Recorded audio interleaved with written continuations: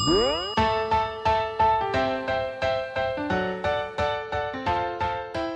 everyone, this is Cappy, and you're listening to Just the Plate, a production of Beyond the Plate. Just the Plate is a short segment where chefs describe a dish or a recipe that is meaningful to them. So last week you heard from Chef Grant Achatz. If you missed last week's episode, you may want to check that out. If you are not aware, Chef Grant Achatz is the executive chef and co-owner of Alinea restaurant in Chicago, as well as Next Restaurant, the Aviary Cocktail Lounge, Royster, St. Clair Supper Club, and a couple places in New York as well. He was Time Magazine 100 Most Influential People. He's won multiple James Beard Awards, 3 Michelin star chef, Netflix Chef's Table episode on him. Truly an incredible human, incredibly smart, incredibly talented, and super fascinating to talk to. So again, if you missed that episode, I highly encourage you to check it out.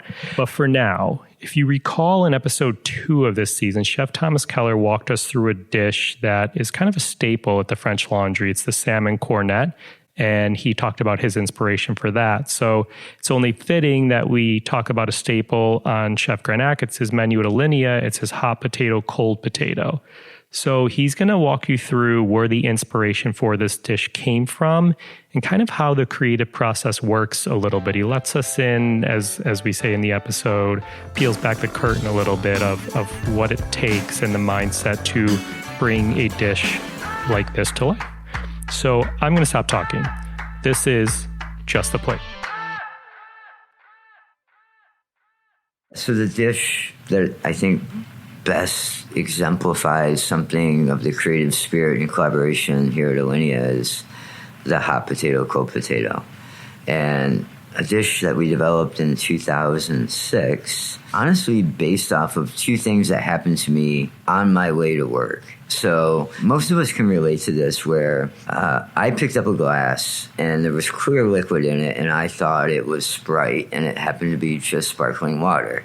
So when you have that perception and you take that first drink, you think bubbly, sweet, a little bit acidic soda, and it's just flat water, you're kind of jolted, right? And then similarly, something happened to me where I was drinking coffee in the morning. I was in a rush to get into the kitchen and poured myself some really hot coffee and threw an ice cube in it to cool it down so it wouldn't burn my palate. And when I took my first drink, I got the ice cube into my mouth with the coffee. So I had screaming hot coffee and an ice cube.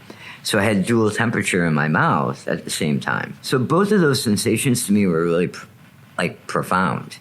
They really made me think about what was happening in my mouth.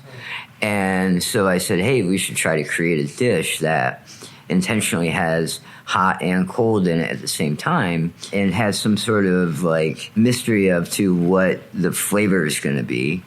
So we started talking about it aloud amongst a few of us in the kitchen. And at the time, we were collaborating almost every day with Martin Kastner from Crucial Detail. And I knew a service piece was going to have to be a big part of this. How do you get something hot and cold, make it elegant, make it one bite so that we have all of the control. There's no room for error. So Martin came up with this wax bowl concept where it suspended a piece of food that would be piping hot, and then right below it would be a chilled broth or soup or liquid of some sort. So then we start analyzing what food has the right density to be super, super hot and stay hot for a really long time, because you make it in the kitchen, you have to transport it out to the dining room, they have to describe it, the guest has to pick it up and eat it. And somebody said, well, what about a baked potato? What about a hot, a piping hot baked potato? And I said, hot potato, dense, we get it ripping, blazing hot. Even if it's a tiny marble-sized piece, it'll stay hot for a long time. Okay, well, what's the liquid underneath? Well, it should also be potato, and then we can make a vichyssoise. So now we have this, this hot potato ball that's been cooked in clarified butter suspended over a vichyssoise that we'll make super luxurious by adding truffle to it. And we have this custom service piece that's going to be interactive, and people have to engage it and literally activate it by pulling out the pin and dropping that hot potato sphere into the cold potato soup. And they have to slurp it like an oyster. And I just feel like of all the dishes that we've done here at the restaurant, there was an understanding of the basics of cooking.